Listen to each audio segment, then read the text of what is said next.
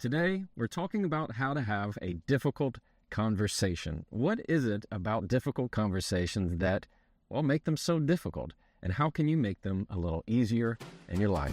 Welcome to the Jefferson Fisher podcast, where I'm on a mission to make your next conversation the one that changes everything. If you enjoy learning tools that improve your communication, I'm going to ask you to subscribe to this channel and please leave a review.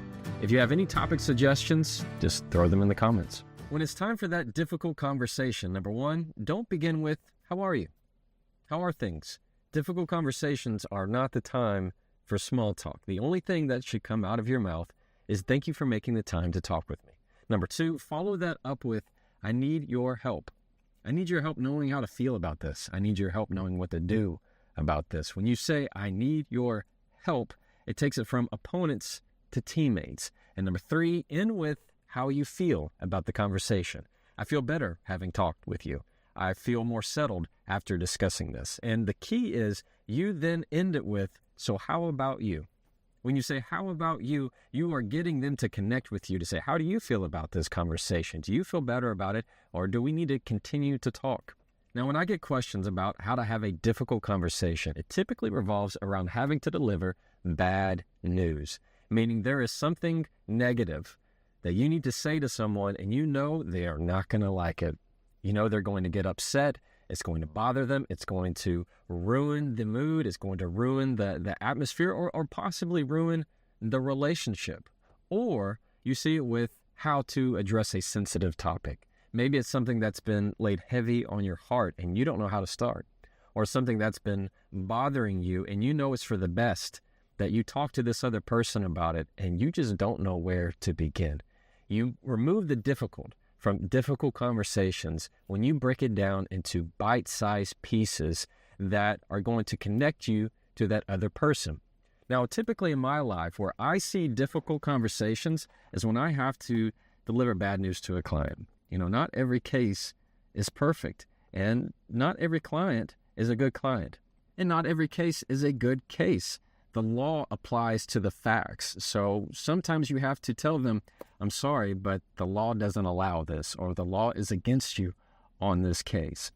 So that just is part of normal life. And how you handle that conversation, meaning not just what you say, but more importantly, how you say it, can mean the difference between making what comes after the difficult conversation easier or just more difficult. Now, the strategy does change slightly depending on whether you need to deliver bad news or simply discuss a sensitive topic. When it comes to strictly bad news, the faster you get that bad news out, the better the conversation is going to go.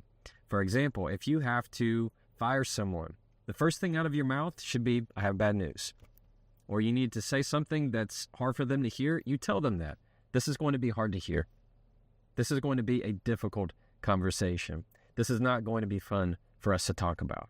You give them a pause, and then you deliver the bad news. In that moment, directness is also kindness, all right? And when it comes to sensitive topics, it's much easier to follow steps 1, 2, and 3, where you're going to say, thank you for talking with me. I need your help.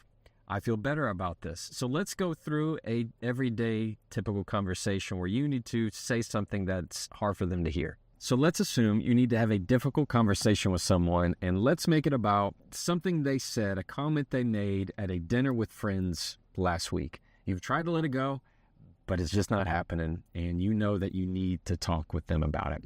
If you're following rule number 1, what you're not going to do is begin with, so how was this work? How was this work today? When you know good and well that's not at all what you really care about. Because what's worse is when you make them talk about work and then you just drop the hammer and say, oh, that's nice. Listen, you remember what you said last week? That's a safe way to set this up for failure. Instead, what you're going to do is set aside time and say, hey, when you have a moment, can we talk about something? Next, you're going to go to rule number 2. I need your help. I need your help knowing how to feel about a comment you made at dinner last week. I've tried to let it go. I have dealt with it and just kind of simmered on it in my mind, and I need your help with it. Then have that conversation. Tell them what they said. Tell them how it made you feel. And that's the difficult part, is that you have to express your own thoughts, and nobody can do that for you. But what makes it easier is when you lead with, I need your help.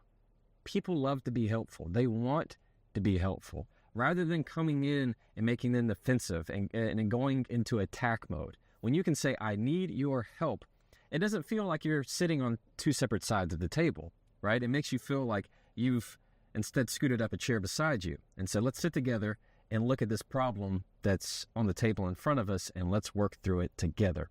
And when you're able to have that conversation and say what you need to say and get it all out, or maybe you just need to hear their perspective of what they meant by their comment last week, it's going to make it better and bring you closer together, because it's the difficult conversations that allow you the chance to dive deeper into your relationship and grow and build.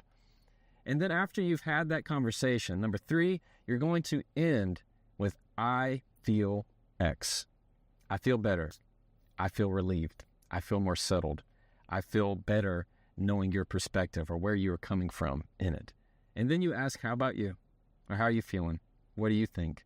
Get that connection just a little bit closer to wrap it up in a bow and say, hey, we just went through something that was a little difficult. We went through something that was not easy, and let's walk out of it hand in hand. Let's walk out of it together. Whatever it is, you have that meeting of the minds to say, I feel okay about this. You feel okay about this? Got it? Good. All right, I'm going to take a question from a follower. This one comes from an email. In case you didn't know, I have a weekly communication newsletter where I send out one communication tip right to your inbox totally for free. And in response, you can ask questions like the one I'm about to answer right now. Put this here. I have my other phone. This is the one that I typically use. This one comes from Derek in Oregon. Derek says, hey, Jefferson, love your content. Thanks, Derek. I have a difficult conversation. I have to speak with, I'm not going to say his name, my supervisor, my manager, about an issue. I always feel like he puts down my ideas and does not take them seriously. I'm afraid that if I address this with him, it's going to make me look bad. Derek, I got you. That makes a lot of sense, and I'm sorry that you're in that position. I wish that if your supervisor made it a lot easier to have these kind of conversations. This is what I want you to do. Number 1, set aside time for this conversation. Don't just knock on his door and say, hey, do you have a few minutes? That's not the way to go. All right, Derek, I want you to set aside real time. That means ahead of time you say, hey, later today or tomorrow or this week, can I set aside 30 minutes to talk with you about something? That's the way you do that. And then when it comes time 2, you're going to follow number 1 and say, thank you for setting aside the time to talk with me. Number 2, you're going to begin with, I need your help. I need your help with knowing how to feel about something. Or you can tweak it to say, I need your help in really your insight. If you ever felt like this before, or if you came across this feeling before, even if it has to do with them, they've been in that position before. Everybody has. Okay, everybody has, Derek. So you're going to say, I need your help. And they're going to kind of straighten up, say, all right, this person needs my help, or maybe they need my insight. And ask them, I have had issues with expressing my views in meetings or wherever it is, and I can't help but feel like my contribution is not wanted. I don't know how to feel about that. And then just go quiet. Don't keep rambling. Don't, if they ask for an example, go ahead and give it to them, but don't keep talking and over-explaining. Keep it short and put it on their side of the net. All right? Once you have that discussion, then number 3, you end it with, I feel better about that. Thank you. But or ask them, how do you feel about it? Is there anything else that I can do? You have that one-on-one, that heart-to-heart to say, we've set aside time for this. I need your help with this. And maybe they will, hopefully, if they're serious and this is a place that you need to be and work and have a professional career in, and hopefully this manager is someone who's going to accept this conversation and understand that they can help you, that they have felt this way in the past, and they can offer a great way forward. And that's how to have that difficult conversation. The biggest thing is just don't be afraid to ask them in a way that sounds like you're learning. When you come at it from an angle of wanting to be a student rather than an expectation of they should behave this way and you should behave that way. Just soften that and say, look, I'm trying to learn here. I need your help here. I have ideas that could benefit this company or benefit this team, and I don't feel like they're being appreciated. How can I be better about that? And then listen. When you stop trying to prove something and start trying to learn and listen instead, magical things can happen in your life. And so when you talk with that supervisor and you have that discussion with him and you end it with, great, I feel better about this. How do you feel about it? And he says, oh, I feel good. I feel X, Y, and Z. If this person is serious and wants to be a good manager and this is where you need to be in your life, that's how I would handle that conversation, Derek, and I wish you all the best. One of the biggest things that I want you to keep in mind about difficult conversations is that they are a catalyst for more real in your life, real, genuine, authentic things in your life. Here's what I mean. The deeper relationship you want to have with someone, the greater tolerance you have to have for difficult conversations. If you only want easy, if you only want surface level conversations, I'll show you a surface level relationship. Think about the times or the closest people that you have in your life. These are the ones who have been with you, that have rolled up their sleeves and been in it with you from day one, or at critical moments in your life that were not easy. They've been with you through the hard, the difficult. They've had those hard conversations with you. So don't think that difficult conversations are something to dread.